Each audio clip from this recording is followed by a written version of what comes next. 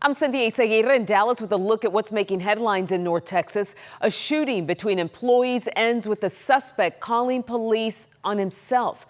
Officers were called to the General Motors plant in Arlington and found a man who had been shot multiple times. Here's Kevin Reese. 5,200 employees enter and exit this General Motors parking lot on East Abrams every day. 2 of them left Tuesday morning with gunfire. Arlington police say 2 workers ending their midnight shift got into an argument at 6:35 a.m. One opened fire, hitting the other worker multiple times. I don't know what the altercation was over. That's still under investigation. But what I can say is that these 2 individuals were not strangers to one another. Police say the shooter left the victim behind in critical condition, but several minutes and 8 miles later called 911 from an apartment complex on Viridian Village Drive, admitting that he was the one police were looking for. In his 911 call, did he give any indication as to why? I don't have any information about that. Police identify the suspect as 26-year-old Larry Hines. He was booked into the Arlington jail on charges of aggravated assault with a deadly weapon. The victim is identified only as a 24-year-old GM worker taken to a hospital in critical condition. GM telling us our focus is on supporting that individual, their loved ones, and our Arlington team. We're cooperating with law enforcement and appreciate their assistance. Arlington police say both men worked the overnight shift, but in different departments at the assembly plant. They're interviewing other witnesses and looking for any surveillance video that might help them assemble a motive. In Arlington, I'm Kevin Reese. Now to a dramatic rescue that saved a woman's life. A student called for help after hearing a woman's cries for help coming from a wooded area behind a Dallas high school. Firefighters walk our Luke Clary through what happened. A call for help sent Dallas Fire Rescue into a ravine behind Emmett J. Conrad High School last week. Paramedic Robert Kober didn't know what he would find. Oh, there's some evidence from our rescue right there. Recent storms had turned the ravine into a muddy mess. Extremely wet, extremely muddy, extremely hard to navigate. Then, just behind that green shrub, I think it was probably right around this area. Kober and his crew found a woman stuck in the mud.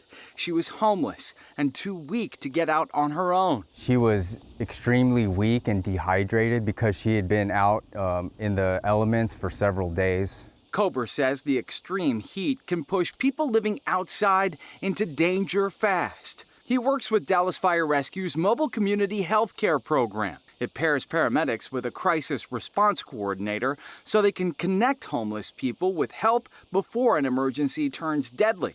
This time, help came just in time. That could have turned out to be tragic if no one ever found her out here. Kober doesn't think she would have survived without them. Knowing that I was part of an effort to really help a person that was in dire straits. And with more North Texas heat ahead, he knows this may not be the last person his team has to pull back from the edge. In Dallas, I'm Luke Clary. As Plano pushes forward with plans to build a new arena and house the Dallas Stars, neighbors will have a shot at learning more about the project. Jobin Paniker takes us to the shops at Willow Bend, where the city will try to sell residents on the idea. Over time, a number of spots have come and gone here at the shops at Willow Bend in Plano. The latest to arrive will be temporary. This is kind of the beginning of the process. The first in-person community open house for when the shops turns into an arena for the Dallas Stars. Doug McDonald is the deputy city manager. It is a listening session for staff and for Centennial and for the Dallas Stars. It really is our kind of first step of let us get your input and let us take that input back with our consultants, and then we'll come back to you with some recommendations, some ideas for consideration. There will be 2 in-person sessions and 1 virtual to start. Wednesday's open house will be at the shops. Rooms will be separated by topics: transportation, parking, noise, lighting, and neighborhood conservation. Some on social media have made known their concerns, starting with parking. This poster cites more traffic, more pollution. Accessibility to different things that we want to get to, but I think it's doable if they plan properly. And these open houses are part of that planning. The city stresses this is a listening session while also educating the public on current city codes. One of the things that we know is going to be something that we need to tackle is traffic and transportation. Plano is set to hire a transportation consultant who specializes on big event venues. Demolition of the mall will be in 2027. They'll break ground the following year in hopes of opening the newest home of the Stars in 2031. And that should stick around for a while. In Plano, I'm Jobin Puniker. The World Cup has put soccer on center stage in Dallas, and throughout our coverage, we have relied on the expert analysis of Tattoo. But before North Texas hosted 2 World Cups, Tattoo and the Dallas Sidekicks were the face of the sport for DFW. Here's Chris Sidekicks. Sold out arenas. Sellout crowd behind this team.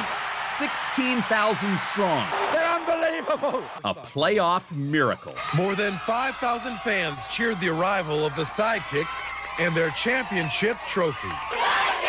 We had a parade downtown. In the 1980s, Dallas had one championship sports team, the Dallas Sidekicks. The Cowboys was not doing well. The Rangers was not doing well. So it happens at the right time where the city completely embraced. Led by Tattoo, the major indoor soccer league's best player, fans came for the fun and for one heck of a stadium giveaway after every goal. It was good to promote the game. We sold a lot of lower level seats. The only bad thing, to be honest with you have to maintain a 10. And the good times were never better than in June of 1987. The way we won was incredible. I said we've done it over and over. We come back from the dead. After trailing 2-0 in the best-of-7 championship series against Tacoma, Dallas rallied, winning Game 6 in overtime at Reunion Arena to force Game 7. Now they're one game away from winning the MISL championship.